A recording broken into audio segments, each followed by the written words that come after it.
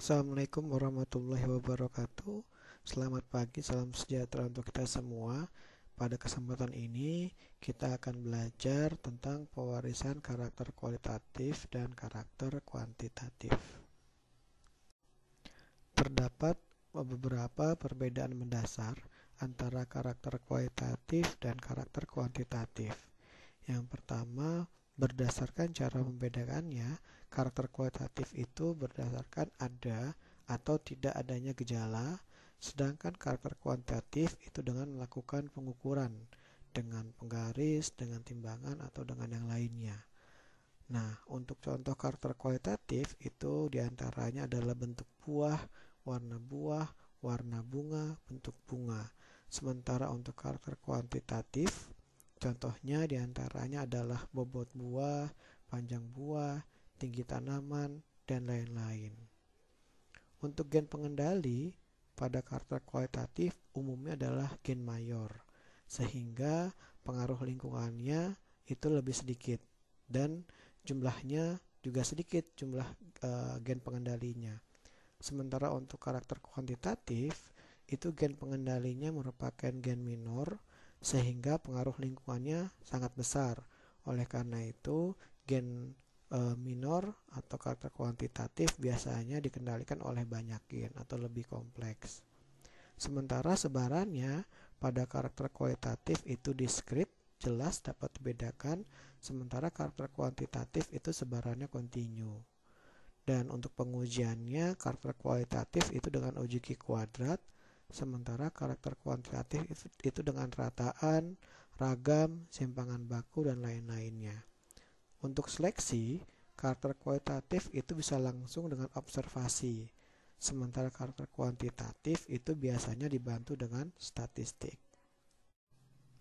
Karena adanya perbedaan-perbedaan antara karakter kualitatif dan karakter kuantitatif, maka pewarisan sifat umumnya itu dibedakan menjadi dua, yaitu pewarisan sifat untuk karakter kualitatif dan pewarisan sifat untuk karakter kuantitatif. Pewarisan karakter kualitatif umumnya dapat dilakukan dengan menggunakan uji Q kuadrat pada populasi F2. Kenapa pada populasi F2? Karena pada populasi ini terdapat segregasi paling maksimal. Nah, uji Q kuadrat ini dapat dilakukan terhadap rasio Mendel, yaitu rasio fenotipe 3:1. Jika hasil uji Q kuadratnya sesuai dengan rasio 3:1, maka pada karakter tersebut tidak terdapat interaksi gen dan karakter tersebut dikendalikan oleh hanya satu gen dengan terdapat dua alel dalam satu lokus. Uji Q kuadrat juga dapat dilakukan terhadap penyimpangan rasio Mendel, diantaranya yaitu dengan rasio fenotipe 1:2:1 atau dengan rasio fenotipe 9:7, 9:3:4, 9:6:1. Jika hasil uji Q kuadrat itu sesuai dengan 1:2:1, maka karakter tersebut tidak terdapat pada karakter tersebut terdapat interaksi antar alel. Namun karakter tersebut masih dikendalikan oleh hanya satu gen saja dengan dua alel per lokusnya. Sementara jika hasil uji Q kuadrat ini sesuai dengan salah satu di antara rasio ini, maka dapat dikatakan pada karakter tersebut terdapat interaksi antar lokus, entah itu interaksi komplementasi, modifikasi, atau duplikasi. Dan karakter tersebut juga itu dikendalikan oleh dua gen dengan tetap dua alel per lokusnya. Terdapat beberapa tahapan dalam melakukan uji Q kuadrat. Di antaranya adalah yang pertama, membuat hipotesis. Hipotesis ini dibuat berdasarkan rasio yang ingin kita uji. Bisa terhadap rasio Mendel 3:1, bisa terhadap rasio interaksi antar alel 1:2:1, atau bisa juga terhadap rasio interaksi antar lokus seperti 9:7, 9:3:4, 15:1, dan yang lain-lainnya. Kemudian langkah kedua adalah membuat tabel kontingensi. Tabel kontingensi ini terdiri dari beberapa kolom. Kolom pertama adalah kolom kelas fenotipe, misalkan merah atau putih, bundar atau keriput. Kolom kedua ini ada kolom observe atau yang diamati adalah jumlah tanaman dengan fenotipe yang sudah dituliskan sebelumnya hasil pengamatan langsung di lapangan. Kolom ketiga adalah expected, sama adalah jumlah tanaman yang memiliki kelas fenotipe tertentu tapi berdasarkan rasio yang diharapkan. Lalu ada juga kolom Q kuadrat. Yang ketiga adalah menghitung Q kuadrat dengan rumus sebagai berikut. Hasilnya kemudian dimasukkan di kolom Q kuadrat ini. Yang keempat adalah membuat kesimpulan dengan membandingkan Q kuadrat hitung dengan Q kuadrat tabel. Jika total Q kuadrat hitung lebih kecil dibandingkan Q kuadrat tabel, maka kesimpulannya adalah menerima H0. Sementara jika Q kuadrat hitung ini lebih besar dibandingkan Q kuadrat tabel, maka kesimpulannya adalah menolak H0. Inilah beberapa tahapan dalam uji Q kuadrat. Berikut adalah contoh latihan uji Q kuadrat. Misalkan persilangan tomat galur murni GIK yang memiliki green solder atau warna bahu buah dengan tomat galur murni atau IPB yang tidak memiliki green solder atau buahnya warnanya polos menghasilkan F1 yang memiliki green solder. Kemudian tanaman F2 ternyata 149 tanaman memiliki green solder dan 36 tanaman warna buahnya polos. Pertanyaannya, tentukan pewarasan sifat warna green solder pada tomat. Kalau kita melihat karakter yang diamati, ini merupakan karakter kualitatif, sehingga untuk pewarisan sifatnya kita menggunakan uji Q kuadrat. Sekali lagi, terdapat beberapa tahapan dalam melakukan analisis Q kuadrat. Yang pertama adalah membuat hipotesis. Nah, hipotesis terhadap rasio yang tertentu. Nah, untuk menentukan rasionya, maka kita lihat dulu segregasi sifat di F2. Ternyata di F2, green solder 149, yang polos 36. Karena hanya ada dua kelas, maka kemungkinan rasio yang diuji adalah rasio 3:1, 97, 13:3, atau 15:1. Yang paling baik adalah kita menguji semua rasio ini. Namun karena keterbatasan, mari kita coba bersama-sama memilih rasio mana yang paling dekat dari keempat rasio ini dengan 149:36. Kalau kita melihat ternyata yang paling dekat adalah rasio 13:3. Oleh karena itu, untuk hipotesisnya adalah data sesuai dengan rasio 13:3 untuk H0-nya. H1-nya data tidak sesuai 13:3.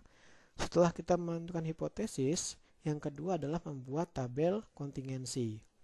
Ini adalah tabel kontingensi. Nah, untuk bagian kategori atau kelas fenotipe, kita lihat lagi ada dua kelas di sini, green solder dan polos. Maka kita masukkan. Ada green solder, ada polos, dan jumlah totalnya. Kemudian ada kolom observe.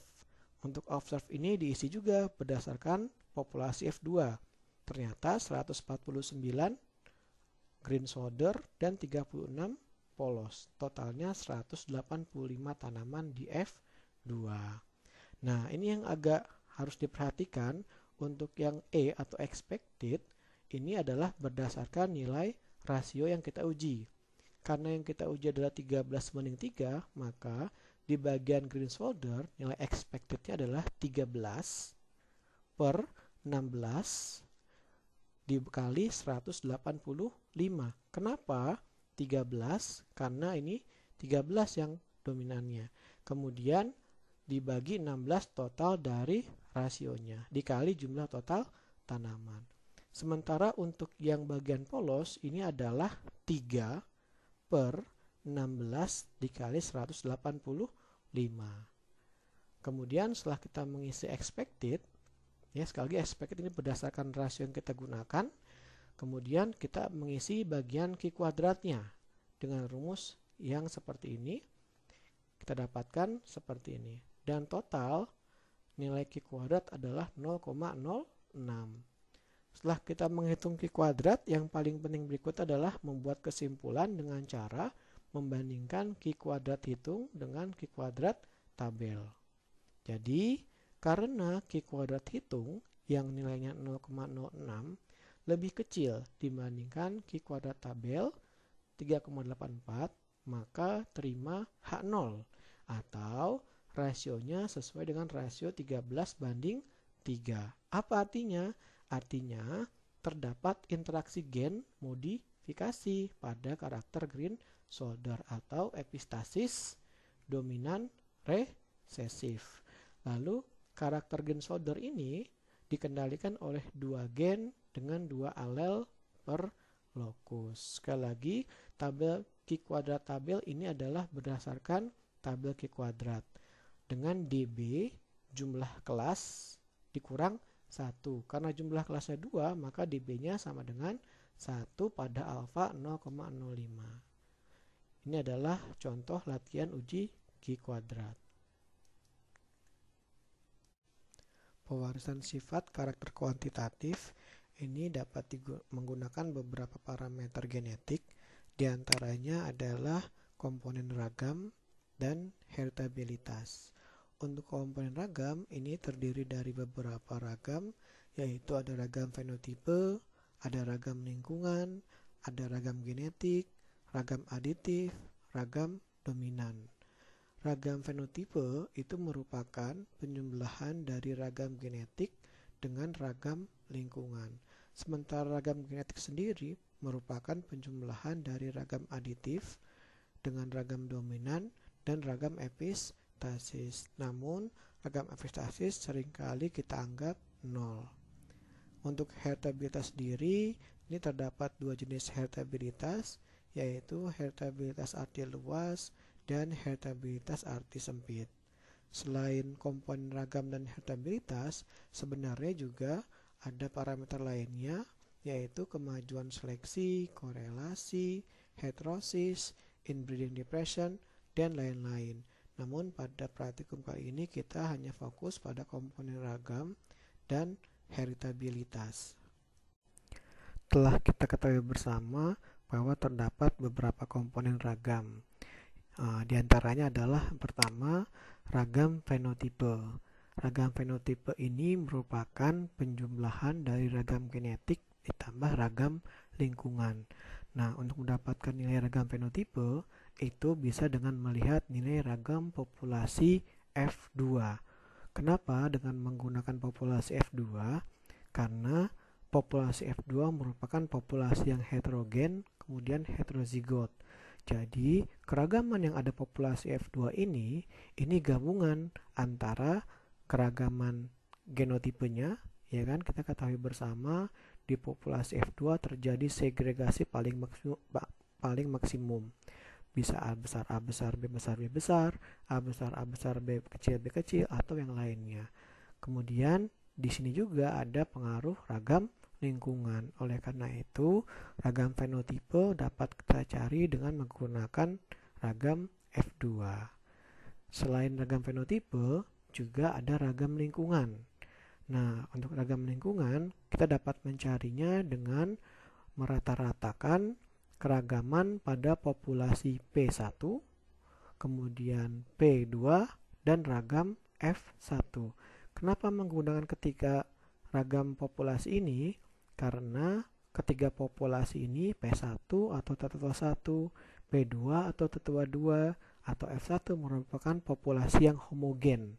Walaupun yang satu homogen homozigot dan yang satu lagi F1 ini adalah homogen heterozigot. Seharusnya semua populasi ini adalah seragam, tidak ada keragaman. Namun demikian, karena ada keragaman pengaruh lingkungan, maka muncullah keragamannya. Oleh karena itu, ragam lingkungan dapat kita cari dengan menggunakan ketiga populasi ini dengan cara merata-ratakan keragaman dari ketiga populasi ini. Kemudian ada ragam genetik. Nah, setelah kita tahu ragam fenotipe dan ragam lingkungan, maka kita dapat mencari ragam genetik. Caranya dengan cara mengurangi nilai ragam fenotipe dikurangi dengan ragam genetiknya. Kemudian juga ada ragam aditif. Ragam aditif dapat kita cari dengan mengalikan 2 kali ragam fenotipe dikurang ragam backcross 1 ditambah ragam backcross 2. Sedangkan ragam dominan dapat kita cari dengan mengurangi ragam genetik dengan ragam aditifnya. Dan ini adalah keterangan-keterangan dari beberapa simbol pada slide ini. Terdapat 2 tipe heritabilitas, yaitu yang pertama adalah heritabilitas arti luas dan heritabilitas arti sempit. Heritabilitas arti luas dapat kita cari dengan membandingkan nilai ragam genetik dengan ragam fenotipenya dikali 100%. Sementara heritabilitas arti sempit dapat kita cari dengan membandingkan ragam aditif dengan ragam fenotipe dikali dengan 100%. Heritabilitas dikatakan tinggi jika nilainya di atas 50%, dikatakan sedang jika nilainya di antara 20 sampai dengan 50%, dan dikatakan rendah jika nilainya di bawah 20%. Nah, apa implikasinya jika nilai heritabilitas itu tinggi, sedang, atau rendah?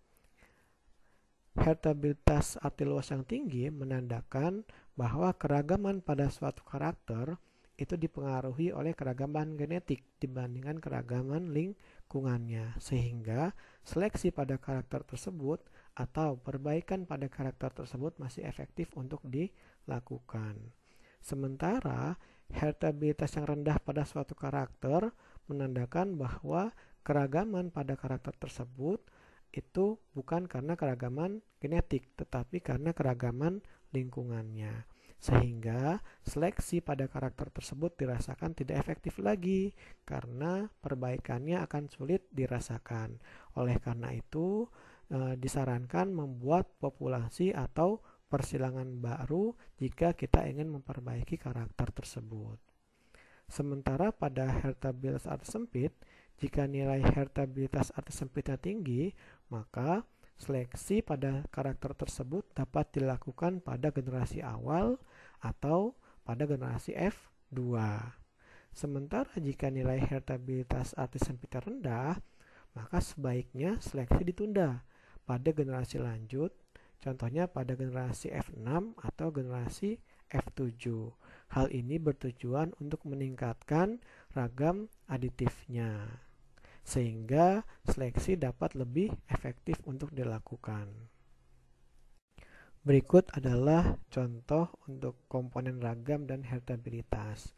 Misalnya hasil pengamatan Anda ya terhadap nilai ragam di populasi P1, Tora IPB, P2, ada GIK, F1, backcross 1, backcross 2, dan F2 Dwi Kopo saat praktikum. Ini nilai ragamnya disajikan pada tabel berikut ini. Ya, ada populasi di sini P1, P2 sampai F2, ada karakter panjang daun, lebar daun, dan lingkar batangnya, dan yang ini adalah nilai ragam. Sekali lagi ini nilai ragam ya, bukan nilai tengahnya. Nah, pertanyaannya adalah atau tugasnya tentukan nilai ragam fenotipe, lingkungan, genetik, aditif, sampai dengan heritabilitas arti sempitnya. Lalu yang kedua, tentukan karakter-karakter yang kurang efektif untuk diseleksi dari ketiga karakter ini. Kemudian, tentukan karakter yang dapat diseleksi pada generasi awal atau generasi F2 di antara ketiga karakter ini. Dan yang keempat, tentukan karakter yang sebaiknya diseleksi pada generasi lanjut. Nah, pada contoh ini kita hanya memberikan pada contoh karakter panjang daun ya. Yang lebar daun dan lingkar batang silakan latihan tersendiri. Nah, yang pertama diminta nilai ragam fenotipe. Nah, kita ketahui bersama ragam fenotipe itu sama dengan ragam F2. Jadi mudah saja, sama dengan ragam F2. Berapa ragam F2? 38,46. Ya sudah, tinggal dipindahkan saja begitu. Kemudian berikutnya adalah ragam lingkungan. Nah, rumusnya adalah rata-rata dari ragam P1, P2, dan ragam F1. Tinggal masukkan saja rumusnya. 3,76, 19,04, 13,2 dibagi 3. Hasilnya ternyata ragam lingkungannya 13,2. Ya. Setelah kita dapat ragam fenotipe dan ragam lingkungan, maka kita dapat mencari ragam genetik dengan cara mengurangi ragam fenotipe dengan ragam lingkungan. Hasilnya ragam genetiknya 25,26. Ragam fenotipe 38,46, ragam lingkungan 13,2. Hasilnya 25,26. Selain itu, kita juga dapat menghitung ragam aditif dengan cara mengalihkan ragam fenotipe atau ragam F2 ini dengan 2 kali, ya. Lalu dikurangi dengan ragam B cross 1 dan B cross 2. Hasilnya 2 dikali 38,46 ragam fenotipenya. Kemudian dikurangi ragam B cross 1, B cross 2. Ini B cross 1, ini B cross 2. Sama dengan 11,1. Nah, setelah kita tahu semua nilai komponen ragamnya, kita dapat menghitung nilai heritabilitasnya. Yang pertama, heritabilitas arti luas. Dapat kita cari dengan membandingkan ragam genetik dengan ragam fenotipe. Ragam genetiknya 25,26. Ragam fenotipenya 38,46. Dikali 100%, hasilnya 65,68%. Apa kategorinya? Karena dia di atas 50%, maka heritabilitasnya berkategori tinggi. Karena dia tinggi, maka seleksi untuk karakter panjang daun masih efektif dilakukan. Jadi kita masih bisa memperbaiki karakter panjang daun. Lalu untuk heritabilitas arti sempit dapat kita cari dengan membandingkan ragam aditif 11,1 dengan ragam fenotipe 38,46 dikali 100%, hasilnya 28,85. Apa kategorinya? Kategorinya adalah sedang. Karena dia tidak tinggi, maka sarannya seleksi pada karakter panjang daun tidak dilakukan pada generasi awal, melainkan dilakukan pada generasi lanjut, yaitu pada generasi F6 atau F7. Ini untuk karakter panjang daun. Untuk karakter lebar daun dan lingkar batang, silahkan dicari sendiri. Demikian yang dapat kami sampaikan. Kurang lebihnya mohon maaf. Assalamualaikum warahmatullahi wabarakatuh. Selamat berpuasa bagi yang menyelaksanakannya.